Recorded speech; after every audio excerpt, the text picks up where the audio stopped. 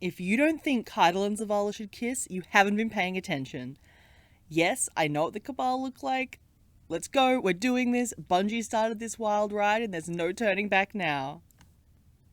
Even if you don't want them to kiss, the evolution of their relationship from the antagonistic first scene of Season of the Chosen to the truly incredible mutual double touch that closed out Season of the Haunted is some great character writing that made me care about both of them far more than Bungie had any right to make me care about the Empress of one of our worst enemies and historically stoic Tower Dad. We've gotten to know both of them with real nuance over the last year and a half. The ways they contrast and highlight each other's characterization and narrative arcs, both as leaders struggling under the weight of their dire responsibilities, and as people trying to grapple with their past for the sake of the present, are all big reasons why they're the peanut butter and jelly in a proverbial sandwich right now. So let's take a moment here, in the calm before August 23rd storm, to look back on their story so far.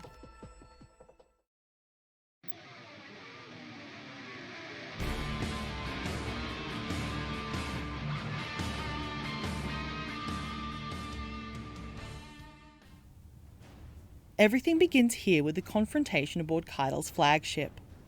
Caiatl and Zavala are established on equal and equally dubious ground. The Empress Lawbook gives us an idea of just how desperate Caiatl is, telling us that she needs the Guardians, but has to play by Cabal rules and expectations if she's going to avoid her father's fate of a bloody coup. It's important to note, because without other context it'd be easy to take her at face value here, and assume she legitimately expects the Guardians to fall in line for her. She'd like it if they did at this point, of course, but she's under no illusions. She's surprised they won't negotiate, but in truce we see that even outwardly calling it a negotiation is off the table. Caiatl has no choice but to demand subservience and political surrender, despite her true goal being negotiation all along. Of course, Zavala, particularly with Cyrus in his ear, has no reason to relent. This sets the stage for Season of the Chosen's back and forth, as the Guardians wreak incredible amounts of havoc on the Cabal hierarchy via ritual combat. We also get the roots of how essential tradition and culture are to the Cabal. Not just in the sense that ritual and tradition have always been important to them, but in the sense of desperately needing to preserve who and what they are in the wake of Torobatl's fall. The Imperial throne tells us Caiatl's distaste for the trappings of royalty and the dangers of blind tradition, but also how very aware she is of their conditional importance. There's something more important than victory at stake here. The Empress ran her hands over the ridiculous throne. We will honour tradition. We will accept the right of proving, and we will win or lose it as Cabal. Caiatl's sensitivity to this cultural conservation and the emotional significance it has, not just for her personally but her entire race, is a thread that we're going to pick up over and over as the seasons progress. As the season presses to a close, it's implied that Caiatl anticipated the conflict continuing at a stalemate. When Zavala offers a right of proving, calling upon the rituals Caiatl has embraced, she's surprised and impressed. It would preempt an exhausting war of attrition with a single, decisive engagement, an exceedingly clever tactic she had not considered. For the right of proving, the Guardians storm the Cabal land tank the Halphus Electus as it trundles across Nessus, fighting through and ultimately defeating Caiatl's chosen Cabal champion. By the traditions and honour of her people, the very ones Caiatl decided they needed to live or die by, the commander will dictate the terms of the armistice. He's shown her his spine, and she respects it. It's hardly a coalition yet, but like all good stories, connections will bloom with time. And so, from fierce defensiveness to cautious tolerance to fast-paced riposte, Caiatl and Zavala end the season in a wary but genuinely respectful truce.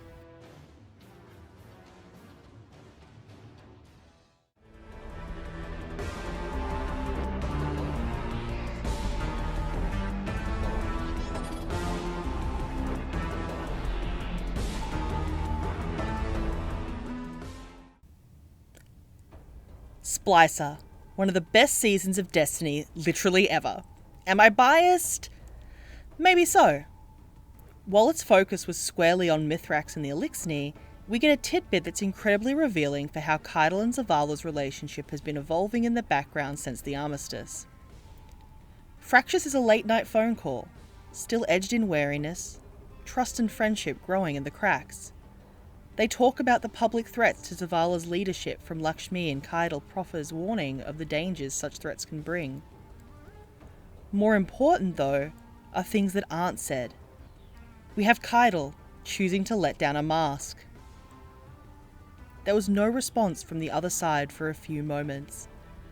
When Caiatl spoke next, her tone was measured as before, but lacked any performative airs. We have their clearly growing realizations about just how similar their values and desires for their people are, despite all their functional differences. Zavala sighed, and Caiatl felt its weight all the way across the system. We have Caiatl openly enjoying Zavala showing her fierceness. Zavala heard the low rumble of an appreciative vocalization over the speakers.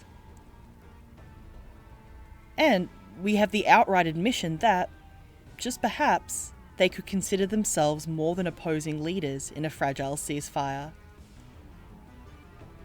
What Caiatl said next was not in the voice of an empress, but a friend.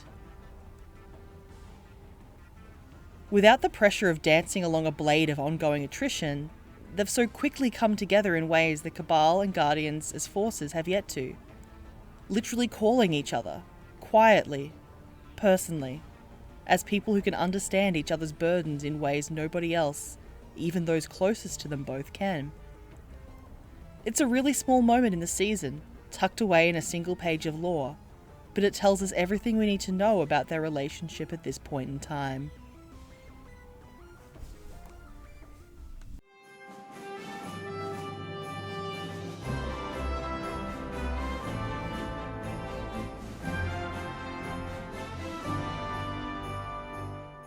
We all saw Zavala corralling the Guardians to secretly find out an appropriate seasonal gift for Caiatl and go get it for her. Ava saw this and thought his smile at Caiatl's enjoyment of the gifts was worth commenting on. That is all. But also, Bungie, please, let us give Caiatl cookies this year. Thank you. Actually, I'm lying. That's not all. Because you know what this touches again? Cultural exchange and sensitivity and emotions. It'd be easy for Zavala to send Caiatl some cookies, or some other gift by the standards of the last city. It'd still be a gift, and she'd certainly understand the intent and appreciate what it means for her to be included. He doesn't do that, though. He wants to go the extra mile and put in effort to discover what would be meaningful for Caiatl. This is a personal gift, not an obligatory one. In return, she shares the cultural significance of the gifts provided, that they are used in an intimate ritual to mark the turning of the season, and as a result, Caiatl was able to engage in that ritual despite the loss of Torobadal and, presumably, most cultural items of note. So in the end, not only did Zavala go above and beyond with the gift, but it was doublingly meaningful for how it allowed Caiatl and those close to her a precious emotional touchstone in the wake of so much intense loss and uncertainty.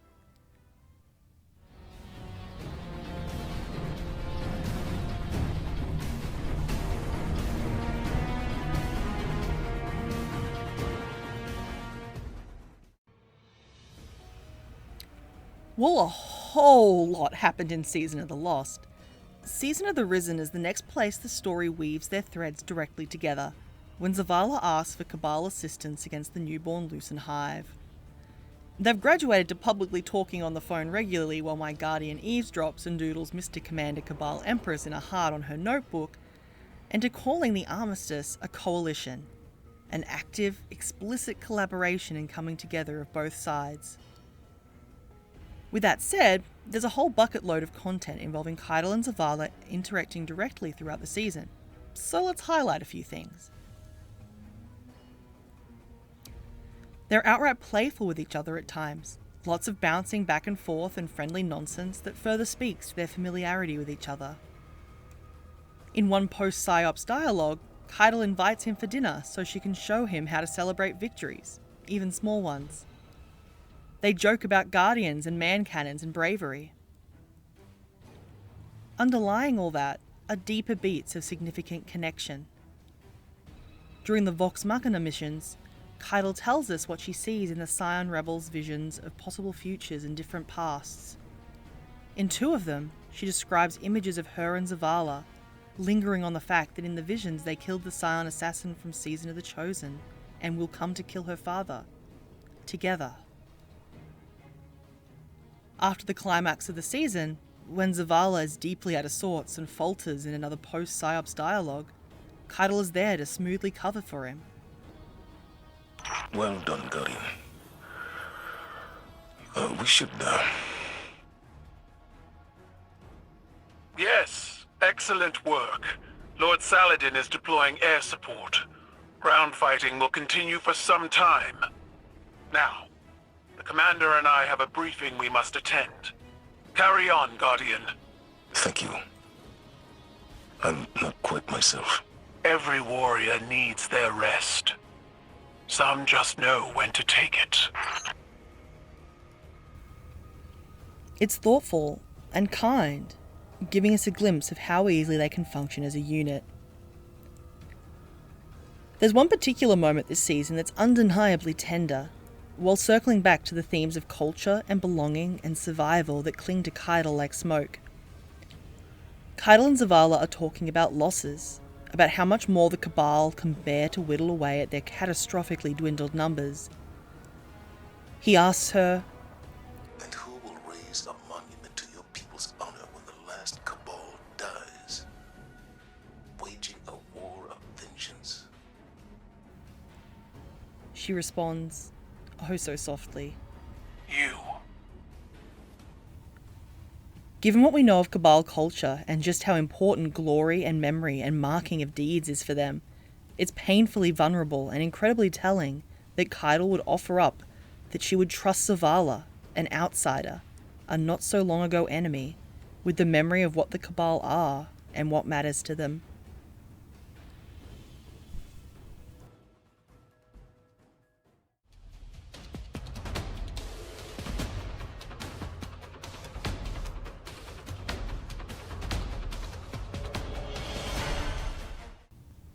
Season of the Haunted is a 2-hour video essay on focused character work and trauma and emotional investment all on its own.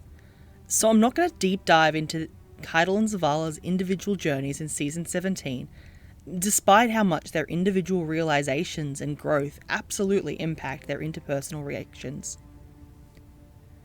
There are a few peak moments here though, that drive forward the degree of trust and intimacy that's grown throughout the emotional tissue connecting them over the past several seasons. The most incredible line, for so many reasons, is a dialogue that occurs after a nightmare containment, where Caiatl explicitly defends Zavala. Be quiet, you dead-eyed creature. I will not let you speak to him so. That is not necessary. I would stay any knife aimed at your throat. Would you have me step aside and let it find its mark? No, Thank you, Caiatl. I'm sorry. No apologies, Commander. We need not tend our open wounds alone. She doesn't even just defend him in this specific scenario. She declares she would stay any blade aimed at his throat. For a Cabal, particularly as entrenched in the politicking and ritual combat as Caiatl must be, such a declaration must carry immense weight. To say she would stay any blade, with no caveats or reciprocation attached? Caiatl's saying a great deal here while outwardly saying very little. This is a moment of personal confrontation for Zavala, and Caiatl's under no obligation within the Coalition to support him on such a personal level. And yet, she does. Alongside that, there's the delightful moment when Caiatl discovers knitting and Zavala offers to teach her. I know what needles are, but what is knitting? I'll show you.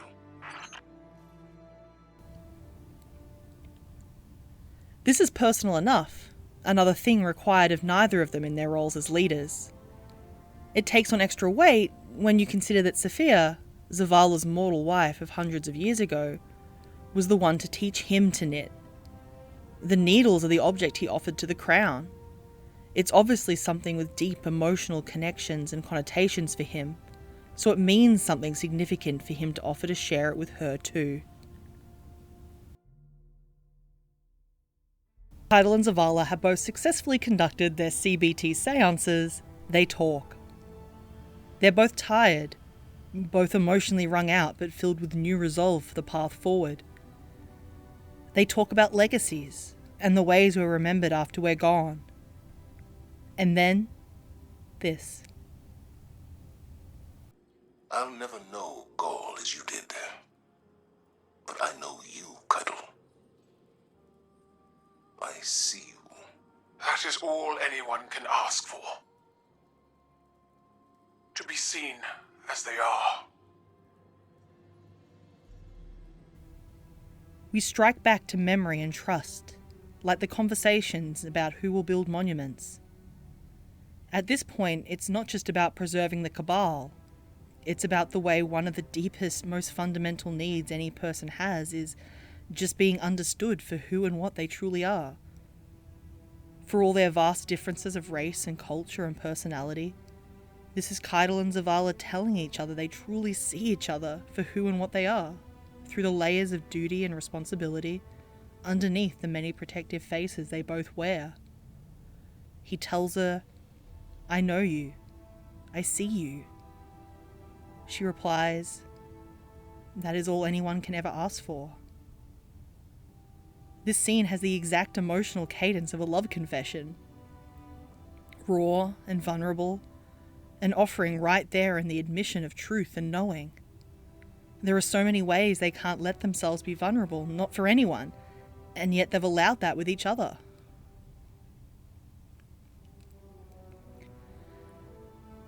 And finally, here we go. Let's talk about this because, wow.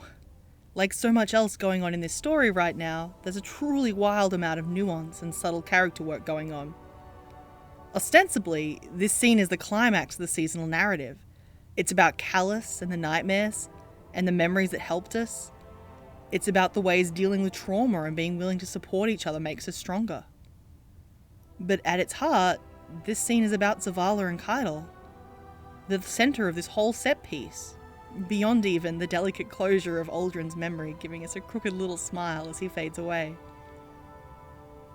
Caiatl waves the Guardian away, a loud "don't approach, don't touch me" in her gesture. Eris Morn stops Crow from moving closer, keeping him back from the moment between Caiatl and Zavala. And with no rejection, she allows him to approach, to touch her, where she refused the Guardian just a minute before. We get Zavala finally taking the knee Caiatl demanded of him so long ago, when they first faced one another on the bridge of her ship. The difference is that she's kneeling too, the both of them still on equal ground as she reaches to return his touch. Even as he moves, her palm stays, shifts just a little down his back. It's 1,000 light years away from where they started, and it's really beautiful. In the end, even if you're not convinced they should kiss, it's impossible to deny the sincere, genuine emotion of the connection they've forged between them over the past 5 or so seasons. And that's worth feeling something about.